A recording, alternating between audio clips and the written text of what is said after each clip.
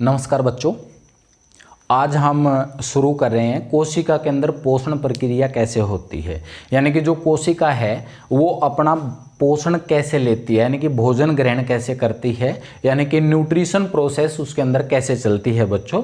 तो फिगर उसके लिए मैंने आपके सामने पहले से ही बना लिया है और सामने देखिए हेडिंग लिखी हुई है हमने प्रोसेस के बारे में। सबसे पहले मैंने लिखा है कि एंडोसाइटोसिस और यहाँ पे बच्चों मैंने लिखा है एक्जोसाइटोसिस। यानी कि कोई भी कोशिका जब पोषण लेती है उसके अंदर जो दो प्रोसेस होती हैं बच्चों, पोषण प्रक्रिया के दो भाग हैं, उनमें से एक जो पार्ट है, जो पहला पार्ट है बच्चों वो एंडोसाइटोसिस है और दूसरा है बच्चों एक्जोसाइटोसिस। यानी कि प्रोसेस क्या होती है, कोशिका सबसे पहले भोजन को बाहर से अंदर लेके जाएगी, शरीर के अंदर ग्रहण करेगी। ग्रहण करने के बाद जो उसमें से इंपॉर्टेंट मॉलिक्यूल्स हैं, यानी कि जो आवश्यक जो पदार्थ हैं, जो अणु हैं, जो न्यूट्रिएंट्स उसको चाहिए, जो पोषक तत्व उसको चाहिए, जिनकी आवश्यकता है, वो उस भोजन में से ग्रहण कर लेगी। उसके बाद जो वेस्ट मटेरियल है, जिसको हम टॉक्सिक सब्सटेंस बोलते हैं, अपशिष्ट पदार्थ बोलते हैं बच्चों, वो कोशिका से बाहर निकाल दिया जाता है, जिसकी कोशिका को आवश्यकता नहीं होती है। तो ये जो पूरी प्रोसेस है बच्चों, ये न्यूट्रिशन की, इसी को हम दो पार्ट में डिवाइड करें बच्चों, एंडोसाइटोसिस और एक्जोसाइटोसिस। तो सबसे पहले हम बात करते हैं एंडोसाइटोसिस। एंडो का मतलब होता है बच्चों इन, यानी कि कोशिका के अंदर, कोशिका के अंदर, ठीक है, जो पदार्थ जाएंगे उसकी जो प्रक्रिया है बच्चों वो एंडोसाइटोसिस है। वैसे जो ये प्रोसेस है ना, हम एक सिंगल सेल की हम बात कर रहे हैं, एकल जो कोशिका है उसकी हम बात कर रहे हैं। जैसे मैंने यहाँ पे स्ट्रक्चर बनाया ना बच्चों, एक ही सेल का बनाया है, ठीक है ना। बहुकोश की नहीं बात कर रहा हूँ, बहुकोशी के अंदर भी प्रोसेसेस वही चलेंगी, थोड़ा फर्क है उसका। तो इसके अंदर देखिए ये जो बाहर की लेयर में यहाँ से फॉर्म की है, इस तरह से जो ब्लैक में आपको दिखाई दे रही है, हमने पहले पढ़ा हुआ था कि सर ये प्लाज्मा मेम्ब्रेन है, जिसको हम लोग प्लाज्मा झिल्ली बोलते हैं। ये जो प्लाज्मा झिल्ली है ये लचीली होती है बच्चों, फ्लेक्सिबल होती है, हार्ड नहीं होती है। ये अपनी शेप चेंज कर सकती है, अपनी आकृति चेंज कर सकती है। तो जो यूनिसेलुलर ऑर्गेनिज्म है, जो एक कोशिक जीव हैं, उनके अंदर ये क्या करती है, जब इनको पोषण प्राप्त करना होता है कोशिका को, उस जीव को, एकल कोशिका जीव को, यानी कि एक कोशिक जीव को, वो अपनी प्लाज्मा झिल्ली के साइज को बदल लेता है बच्चों। कैसे बदलेगा, जैसे बाहर कोई भी फूड मटेरियल है, कोई भी भोजन का तत्व है जो उसको ग्रहण करना, जो शरीर के अंदर लेके जाना है, तो उसके चारों तरफ से देखिए सामने लिखा हुआ मैंने, इस तरह की आकृति बना लेगा बच्चों, ठीक है। यानी कि एक थैली सी बना लेगा, उसके चारों तरफ जो फूड पार्टिकल है उसके चारों तरफ एक शेप बना लेगा इस तरह से, ठीक है। और जब ये शेप बना के फिर धीरे धीरे कन्वर्ट करके उसको पूरे को धीरे धीरे कवर करके वो अंदर उसको कन्वर्ट कर देगा, जो हमने लिखा है बच्चों यहाँ पे फूड वैक्यूल, यानी कि भोजन धानी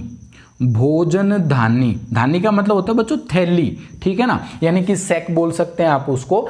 यानी कि ये जो प्रोसेस थी ना, भोजन के ऊपर से प्लाज्मा झिल्ली ने मुड़ के जो संरचना बनाई, वो जो एक दानी बनाई, जो एक थैली की नुमा संरचना बनाई, इसी प्रोसेस को हम बोलते हैं बच्चों क्या चीज, एंडोसाइटोसिस। इनगल्फ प्रोसेस बोलते हैं इसको, इनगल्फ का मतलब होता है बच्चों अंदर ग्रहण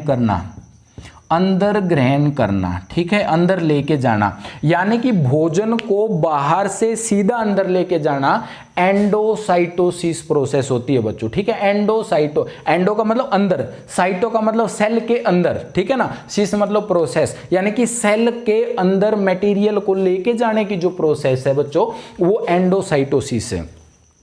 अब जो सेल है बच्चों वो दो तरह के मटेरियल को सेल के अंदर लेके जा सकती है, या तो वो फूड पार्टिकल सॉलिड फॉर्म में हो, यानी कि ठोस अवस्था के अंदर हो, या फिर वो द्रव अवस्था के अंदर हो। दो ही तरह की चीजें हो सकती हैं, या तो जो पदार्थ कोशिका अंदर लेके जाएगी वो तरल अवस्था में हो, या फिर वो ठोस अवस्था में हो।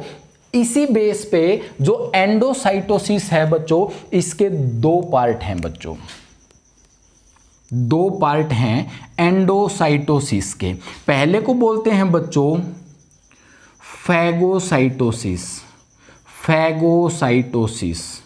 फैगोसाइटोसिस, हिंदी में भी लिख रहा हूं मैं साथ में यहाँ पे, फैगोसाइटोसिस, ठीक है। और दूसरा है बच्चों पिनोसाइटोसिस, पिनोसाइटोसिस, पिनोसाइटोसिस, ठीक है। इसको हम बोलते हैं बच्चों ईटिंग प्रोसेस, ईटिंग प्रोसेस, खाने की प्रोसेस, ठीक है ना। और इसको बोलते हैं बच्चों ड्रिंकिंग प्रोसेस, ड्रिंकिंग यानी कि निगलना यानी कि पीना, ड्रिंकिंग प्रोसेस, ठीक है ना। पिनोसाइटोसिस यहां लिख रहा हूं मैं, पिनोसाइटोसिस, ठीक है बच्चों। यानी कि अगर कोशिका ठोस पदार्थों को अंदर लेके जाती है, ठोस पदार्थों को अंदर लेके जा रही है, ठोस के रूप में अपना भोजन ग्रहण कर रही है, तो वो प्रोसेस कहलाएगी बच्चों फैगोसाइटोसिस। और अगर वही कोशिका बाहर से तरल पदार्थों को ग्रहण करती है, यानी कि लिक्विड सब्सटेंस को अंदर लेके जा रही है, तरल पदार्थों को ग्रहण कर रही है, लिक्विड फॉर्म में लेके जा रही है उस भोजन को, तो वो कहलाएगा बच्चों पिनोसाइटोसिस। यानी कि एंडोसाइटोसिस अंदर ग्रहण करना, अंदर के अंदर दो तरह के मटेरियल हो सकते हैं, ठोस पदार्थ हो सकते हैं, तो उसको फैगोसाइटोसिस बोलेंगे। और अगर वही तरल पदार्थों को ग्रहण कर रही है तो उसको पिनोसाइटोसिस बोलेंगे बच्चों, ठीक है। तो जैसे ही ये प्रोसेस कंप्लीट होती है फैगोसाइटोसिस या पिनोसाइटोसिस, तो वो मटेरियल बच्चों यहाँ पे चला जाएगा। देखिए हमने यहाँ पे लिख दिया फूड वैक्यूल्स। ये जो फूड वैक्यूल्स हैं बच्चों ये साइटोसोल के अंदर जाएंगी। कहाँ पे चला जाएगा बच्चों? ये साइटोसोल में। साइटोसोल क्या है बच्चों? साइटोसोल है द्रव पदार्थ जो कोशिका में विद्यमान होता है, द्रव पदार्थ जिसको आप सेल मैट्रिक्स भी कह सकते हैं। क्या कह सकते हैं बच्चों? Cell matrix.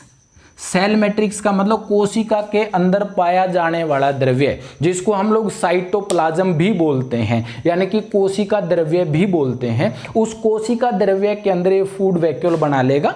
फिर इसके अंदर डाइजेशन का प्रोसेस चलेगा बच्चों, पाचन की प्रक्रिया चलेगी। पाचन के दौरान यहाँ पे टूटता रहेगा भोजन, यहाँ पे टूटता रहेगा। फिर क्या होगा? टूटने के बाद जो आवश्यक तत्व हैं, जो इंपॉर्टेंट न्यूट्रिशनल प्रोसेस हैं, जो न्यूट्रिएंट्स हैं उसके अंदर आवश्यक, वो इस कोशिका के अंदर चले जाएंगे, वो साइटोसोल में चले जाएंगे, साइटोप्लाज्म में मिक्स हो जाएंगे बच्चों, कोशिका के द्रव्य में मिक्स हो जाएंगे, कोशिका उनको यूज कर लेगी। जो वेस्ट मटेरियल बचेगा बच्चों वो इसी वैक्यूल के अंदर रहेगा। ये वैक्यूल जो बनी थी जिसको हम फूड वैक्यूल बोल रहे थे, भोजन धानी, इसमें से जब ब्रेक डाउन हो जाएगा, पाचन हो जाएगा, उसमें से आवश्यक तत्व कोशिका अंदर ग्रहण कर लेगी। बाकी जो बचेगा बच्चों उसको उस बॉडी से बाहर निकाल दिया जाएगा, क्योंकि वो टॉक्सिक सब्सटेंस हैं, हार्मफुल हैं। टॉक्सिक का मतलब होता है बच्चों विषैले यानी कि जहरीले पदार्थ, जिनकी कोशिका को जरूरत नहीं होती है। वेस्ट मटेरियल, अपशिष्ट पदार्थ आप कहेंगे, तो उसको फिर बाहर निकाल दिया जाता है इसी प्रोसेस से। जैसे ये प्रोसेस चली थी ऐसे ही वैक्यूल लास्ट में कन्वर्ट हो गए, इसी प्लाज्मा झिल्ली के द्वारा वो बाहर निकाल दिया जाता है। तो इस प्रोसेस को बच्चों हम बोलते हैं एक्सोसाइटोसिस। एक्सो का मतलब क्या होता है बच्चों? बाहर। साइटो का मतलब सेल और प्रोसेस, यानी कि कोशिका से पदार्थों की बाहर निकालने की जो प्रोसेस है बच्चों उसको हम बोलते हैं एक्सोसाइटोसिस। तो ये न्यूट्रिशनल प्रोसेस है बच्चों, कोशिका के अंदर की पोषण कैसे ग्रहण करती है, दो पार्ट में हमने एक्सप्लेन किया है, एंडोसाइटोसिस और एक्सोसाइटोसिस। एंडोसाइटोसिस के दो पार्ट हैं बच्चों, फैगोसाइटोसिस, पिनोसाइटोसिस। अमीबा के अंदर कई बार पूछ लेते हैं तो हम बार बार पढ़ते हैं, कोई भी एकोष्कीय जीव हो जिसमें प्लाज्मा झिल्ली के द्वारा भोजन को ग्रहण किया जाए, यानी कि जिसके अंदर भोजन ग्रहण करने के लिए कोई पार्टिकुलर स्पॉट ना हो। जैसे हम मानव हैं तो मानव के अंदर हम भोजन ग्रहण करते हैं मुख से, तो हमारे अंदर ये शरीर के अंदर एक निश्चित जगह है जहां से हम भोजन ग्रहण करते हैं।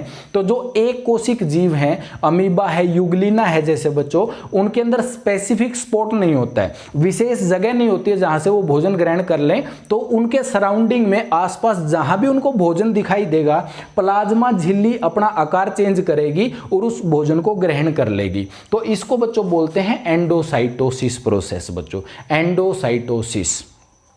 लेकिन पैरामीशियम भी एक कोशिक जीव है, उसमें एंडोसाइटोसिस नहीं होता। उसके अंदर क्योंकि एक विशेष स्थान है, एक स्पेसिफिक स्पॉट है भोजन ग्रहण करने के लिए बच्चों। तो कुछ जीवों में जो एक कोशिक जीव हैं, यूनिसेलुलर ऑर्गेनिज्म है, उनके अंदर बच्चों एंडोसाइटोसिस, एक्सोसाइटोसिस की प्रोसेस चलती है बच्चों।